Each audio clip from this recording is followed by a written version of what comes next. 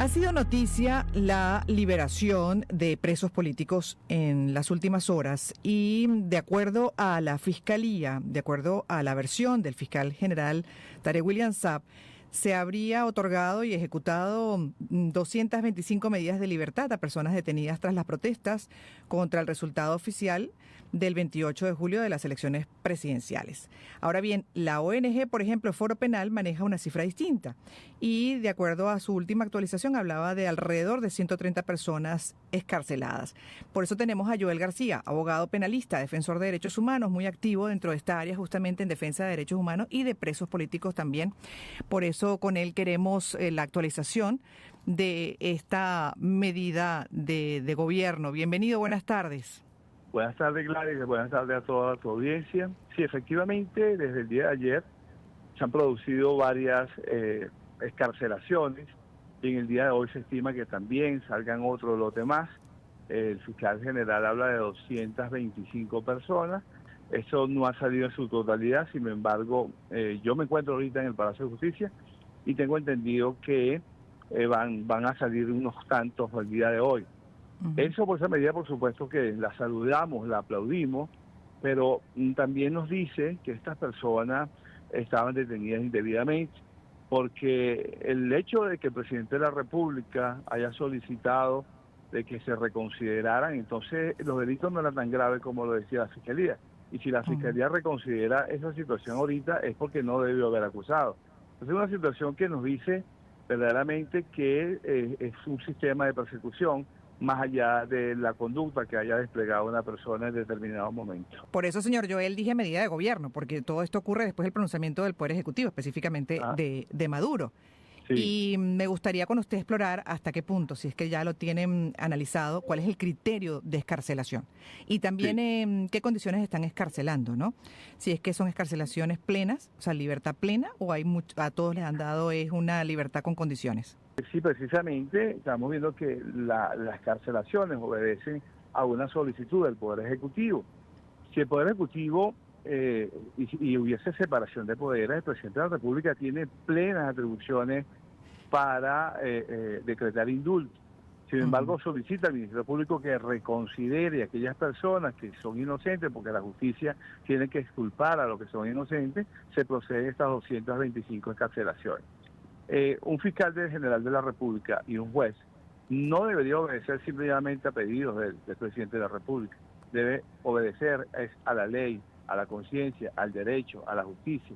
Y vemos que si estas personas que habían sido recientemente acusados y deciden que habrían o existen suficientes elementos de convicción para estimar que son responsables de los hechos como los cuales fueron acusados, entonces es bastante incoherente lo que se está haciendo ahorita. Sin embargo, saludamos y aplaudimos esta medida porque estas personas son inocentes de esos delitos tan graves que se les están atribuyendo. Pero son excarcelaciones, ojo, no estoy diciendo libertades, porque son excarcelaciones porque estas personas siguen pesando sobre ellos una medida de coerción.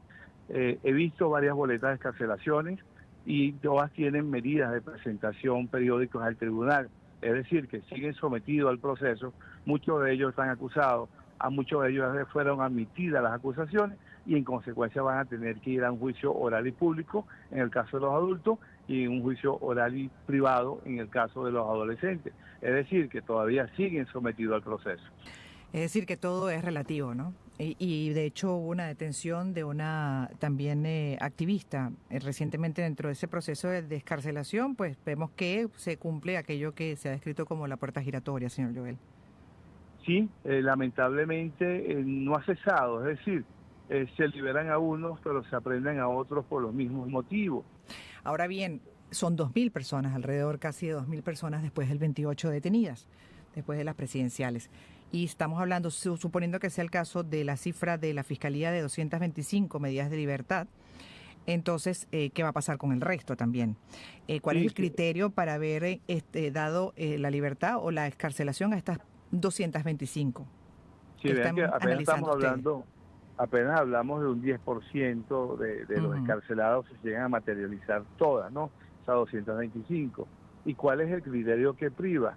Mira, el criterio no es judicial, en ningún momento es judicial, porque si fuese judicial, muchas de esas 2.000 personas no pudieran estar detenidas. El criterio ojalá que obedezca a que, por ejemplo, a todas estas personas que han sido detenidas en el contexto post-elecciones, sean liberadas, porque todas están bajo las mismas circunstancias. Ninguno de ellos se le puede atribuir el delito de terrorismo porque no han cometido acciones de índole terrorista a la luz de lo que establece la doctrina, la jurisprudencia internacional. Entonces, ojalá que liberen esa gran mayoría que sobrepasan los 1.900 personas. Ujú. ¿Tienen información de que eso puede ocurrir? Mire, no, lo que tengo entendido es de estas 225 personas. Nada más. Muchas boletas de cancelación han sido firmadas el día de hoy. Ojalá que por lo menos estas 25 personas salgan y que Sí. progresivamente sigan saliendo los demás. Sería un acto de benevolencia, pues, del Poder Judicial y del Ministerio Público que esto ocurriera. Mm. Sí, mucho por revisar y de hecho también uno se pregunta por qué ocurre en este momento, ¿no? Ya venía la presión y se atribuye también a esa presión de los familiares, a la presión social, esta decisión emanada principalmente del Poder Ejecutivo. ¿Ustedes qué piensan? Bueno, sí. Fíjense que realmente no es por un acto reflexivo que están haciendo de ellos, ¿no? Como usted decía, una rectificación. Bueno, sí, pero es que eso no obedece a que ellos quisieran hacerlo, ¿no? Sino la firmeza en que han tenido los familiares de los presos Ujú. políticos, los pronunciamientos de las organizaciones internacionales. Si no fuese por esa presión nacional e internacional, no fuese posible ello. Y esto es un llamado, pues, a los representantes, a los familiares de presos políticos, que hay que mantener la lucha, porque nadie debería estar preso por esas razones que los mantienen a estas personas tras la reja en este momento. Por eso a mí me cuesta tanto, señor Joel, aceptar, bueno, más bien, digamos que siempre cuestiono, abiertamente cuestiono a aquellos que sugieren pasar página. Es muy difícil pasar la página porque esto es un daño profundo que produce en la familia, en esas personas, en esos adolescentes. Y de alguna manera el Estado es responsable de ello. Aquí, más temprano que tarde, habrá que indemnizar a muchísimas personas por esas arbitrariedades, esas persecuciones. Y la Constitución lo establece, los tratados de acuerdo internacional lo establecen, y también tenemos tribunales que lo pueden establecer. Pero esas heridas no sanan así nada más. No se trata de pasar una página sin ver todo lo que se ha cometido, porque en Venezuela no se puede cometer estos hechos nunca más. Exacto, y ahí es donde comienza el verdadero proceso de sanación, ¿no? Así lo veo yo. Por lo pronto no hay manera, y además, bueno, que siempre la sanación también comienza, esa paz interior, y sobre todo los que han sufrido directamente, es con justicia. Así es. Y fíjense que yo en inicios conversaba con los familiares de presos políticos, les decía que esos movimientos tienen que mantenerse, más allá de que un familiar lo haya liberado o no. Porque cualquier gobierno que venga a Venezuela y cometa las mismas arbitrariedades, hay que protestar sobre eso.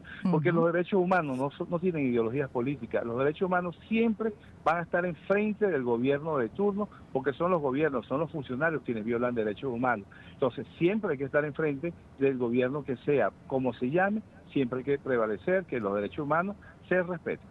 Aprovecho para preguntar por sus casos, ¿no? Los casos que usted defiende, por ejemplo, el de Roland Carreño, ¿qué información maneja? Mire, en el caso de Roland Carreño, ni siquiera sus familiares han tenido acceso a él. En el caso de Freddy Superlano, tampoco sus familiares han podido saber personalmente o verlo de lo que, como las condiciones en que se encuentra.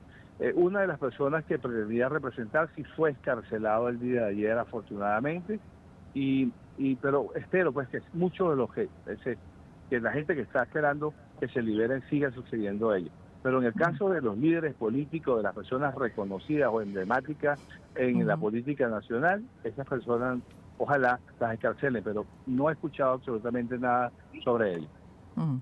Gracias por haber estado con nosotros una vez más, señor Joel, y por haber compartido su punto de vista y la información que maneja Joel García como abogado penalista, defensor de derechos humanos, justamente haciendo con él la actualización de lo que son estas boletas de escarcelación a presos políticos.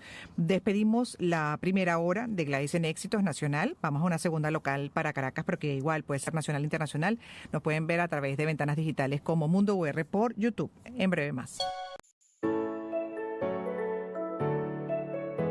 Empezamos el año en su compañía.